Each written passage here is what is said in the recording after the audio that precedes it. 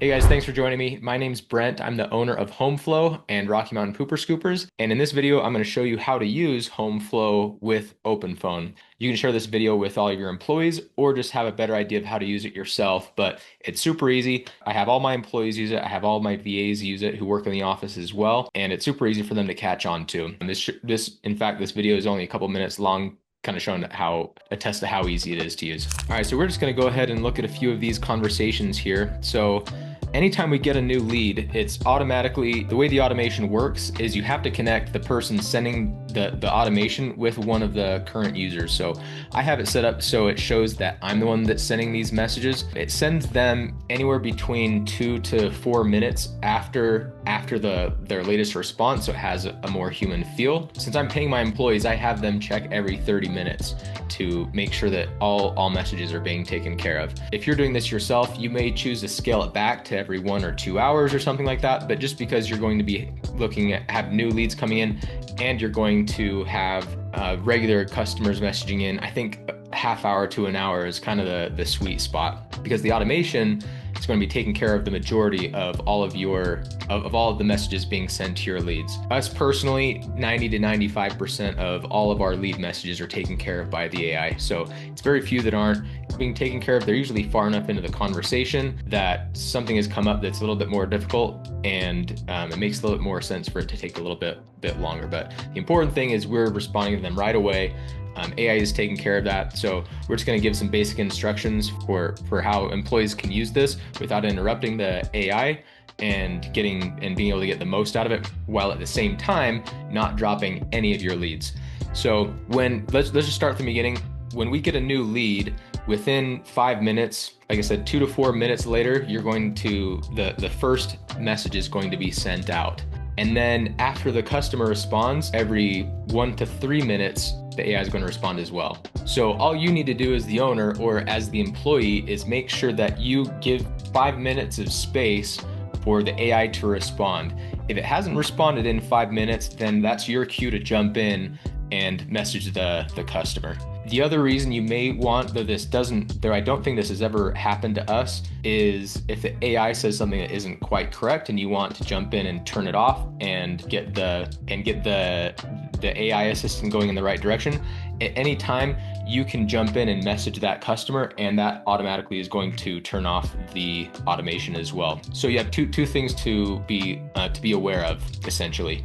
One, if you jump in and message the customer, that's going to automatically turn off the AI. So only do that if it's going off the rails and saying something it shouldn't. I think we've got it nailed down. That shouldn't really be an issue. But if it is, that's how you turn it off. Just be aware that if you do message in, it's turned off, so you got to take over the conversation from there. And then the other thing to look out for is how much time is spent since the AI has responded.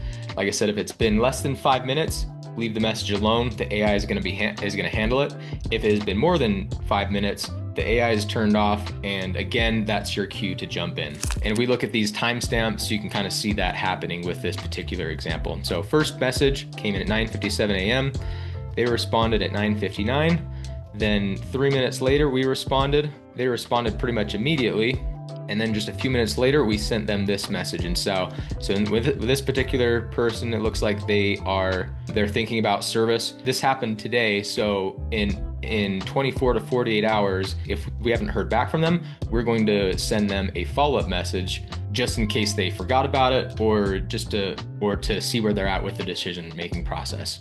All right, so now we're gonna look at this second example. So this person emailed us in the afternoon. A couple minutes later, we sent their first message at 1:42. They responded right away. A few minutes later, sent our next message. Then a minute after that, they sent their couple messages. And then a few minutes later, we sent a message again. Boom, boom, boom. As you can see, it's always within 5 minutes. So like I said, if it's more than 5 minutes, that's your cue to jump in. The automation is turned off, so you gotta take over from there. We have the settings relatively high just so that we make sure that it's a lot easier to scale things back than to fix problems as they come up and have you guys lose leads.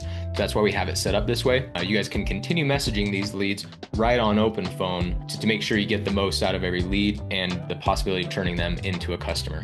All right, perfect. So as soon as that confirmation text is sent, they're automatically going to get added to Sweep and Go, and all you're going to have to do is go in and assign them. So this person has already been assigned. All you have to do is go in here, make sure the correct service day is selected, select the correct field tech, and do that for the initial service as well. Make sure that the initial date of the cleanup and the service days matches what you discussed in the messages. So you'll have to go through the message, just review the message to assign this correctly and make sure that everything matches up. But like I said, all the rest of this information is automatically put into Sweep and Go. Name, phone number, email, address, subscription. The only other thing you might want to do is change the notification preference. So instead of just being the web portal, it's text and web portal. But yeah, that's pretty much it. So like I said, there's really, you really only have 3 or 4 things that you want to remember. First off, never cut in on the messages in a lead unless you're trying to turn off the automation. So wait 5 minutes before you do that unless you're purposefully trying to, then you can message in anytime. And then once that account is all set up, all you have to do in Sweep and Go is assign the technician and change the notification preferences. But yeah, everything can be done right from your Sweep and Go app and from your OpenPhone app. So super handy. Everything is just right there in the same place. Let me know if you have any questions or comments, or if anything else is unclear, and good luck out there. Thanks for using HomeFlow.